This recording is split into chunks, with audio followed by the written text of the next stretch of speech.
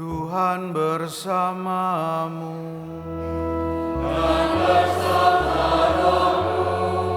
Inilah Injil Yesus Kristus menurut Markus.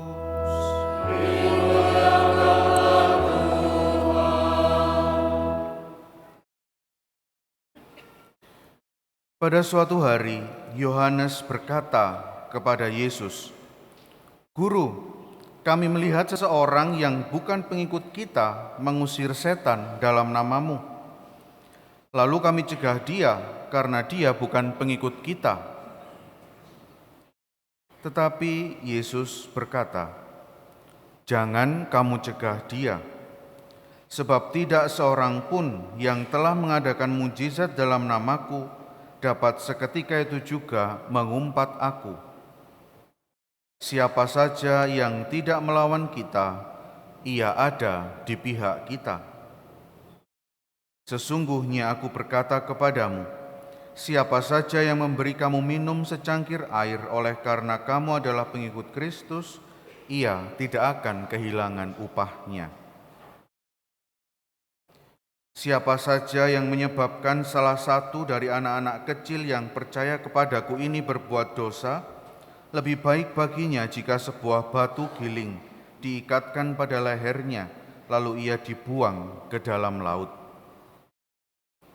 Jika tanganmu menyebabkan engkau berbuat dosa, penggalah, karena lebih baik engkau masuk ke dalam hidup dengan tangan buntung daripada dengan utuh kedua tanganmu dibuang ke dalam neraka, ke dalam api yang tak terpadamkan. Jika kakimu menyebabkan engkau berdosa, penggalah, karena lebih baik engkau masuk ke dalam hidup dengan timpang daripada dengan utuh kedua kakimu dicampakkan ke dalam neraka. Jika matamu menyebabkan engkau berdosa, cungkillah, karena lebih baik bagimu masuk ke dalam kerajaan Allah dengan bermata satu daripada dengan bermata dua dicampakkan ke dalam neraka, di mana ulat-ulatnya tidak mati dan api tak terpadamkan." Demikianlah Injil Tuhan.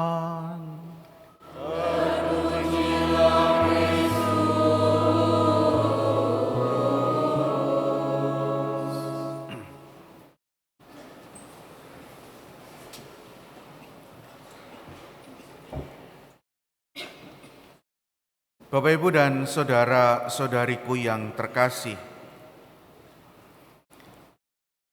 saya itu paling suka makan, kelihatan dari wujudnya ya. Dan kriteria makanan bagi saya itu, kalau mungkin orang lain berkriteria itu ada makanan yang enak, ada makanan yang nggak enak gitu ya. Kalau saya kriterianya dua, makanannya itu enak dan enak banget ini. Pokoknya hampir semua enak, sehingga kalau makanan itu sudah nggak masuk ke mulut saya ini, ya berarti itu sudah susah gitu. Bahkan ketika Bapak Uskup meminta saya untuk pergi ke Roma dan belajar di sana, walaupun dia dalam hati ini mangkel gitu karena makanannya ini nggak sesuai dengan lidah saya, tapi tetap saya makan. Dan setelah beberapa kali memakan gitu, muncullah kriteria enak itu lagi. Loh, gimana ini? Dari yang tadinya nggak enak bisa saya ubah sedikit-sedikit menjadi enak. Sehingga tidak mudah bagi saya untuk mengurangi makan. Dan hal itu membuat saya nggak bisa kalau lihat makanan, apalagi makanan-makanan yang jadi kesukaan saya. Kalau sudah di depan mata, itu saya membayangkan kalau makanan itu ngawe-ngawe ke saya, ayo makan aku gitu. Dan kalau saya mau membatasi makan, adalah lebih baik bagi saya untuk tidak melihatnya daripada saya diawe-awe terus. Dan bagi saya itu adalah sebuah langkah, bisa dianggap sebuah langkah frontal jika mau membatasi diri untuk tidak mudah makan gitu. Kalau mau enggak gitu, misalnya kalau di pasturan gitu ya, daripada kalau lagi saya enggak mau makan malam gitu, daripada saya keluar kamar dan dilihat di meja makan ini ada makanan, lebih baik saya mengurung diri di dalam kamar daripada saya lihat makanan. Makanannya dibawa pergi dulu baru saya mau keluar dari kamar. Walaupun memang contoh saya ini tidak terlalu akurat dengan apa yang dimaksudkan Tuhan Yesus dalam bacaan Injil yang kita dengarkan hari ini, tetapi paling tidak penggambaran ini membantu kita untuk memahami bagaimana Tuhan Yesus ingin agar kita semenjauh itu dari kehidupan keberdosaan kita. Bahkan Tuhan Yesus dengan bahasa yang begitu frontal atau dengan bahasa yang kalau saya rasakan suasananya itu menakutkan. Jika lenganmu menyebabkan kau berdosa, penggalah. Jika kakimu menyebabkan kau berdosa, penggalah. Kalau matamu menyebabkan kau berdosa, cungkilah. Jadi enggak punya tangan, enggak punya kaki, dan enggak bisa melihat. Dengan bahasa yang sangat keras, dengan bahasa yang terbuka, maksudnya terbuka itu tidak ditutup-tutupi, Tuhan Yesus mau mengajak kita untuk kalau kamu mau jadi pengikutku, stop. Jangan pernah berbuat dosa lagi. Dengan segala macam cara yang kamu bisa, dengan segala macam cara yang kamu mampu, batasi dirimu untuk terhadap hal-hal yang bisa memancingmu untuk jatuh ke dalam dosa itu. Kalau bahasa saya tadi itu ya lebih baik saya masuk kamar dan tidak lihat makanan daripada kalau saya keluar kamar kemudian saya lihat makanan saya jadi makan. Walaupun makanan ini bukan dosa gitu ya. Bapak Ibu dan saudara-saudariku yang terkasih, kenapa sesuatu yang tadinya diciptakan oleh Tuhan baik disebut olehnya sebagai sesuatu yang harus dibuang? Tangan, kaki, mata, seluruh anggota tubuh kita itu diciptakan oleh Tuhan baik. Tetapi jika kebaikan itu kemudian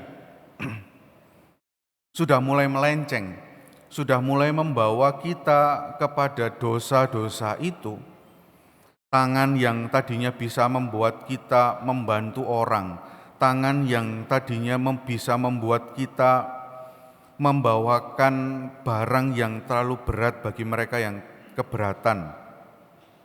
Tetapi jika tangan itu kemudian membuat kita mudah untuk menampar orang, memukul orang, mencuri, dan sebagainya, tinggalkan itu.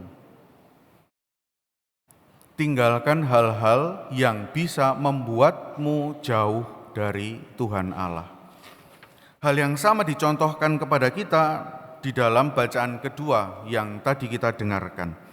Hai kamu orang-orang kaya, menangislah dan merataplah atas sengsara yang akan menimpa kamu.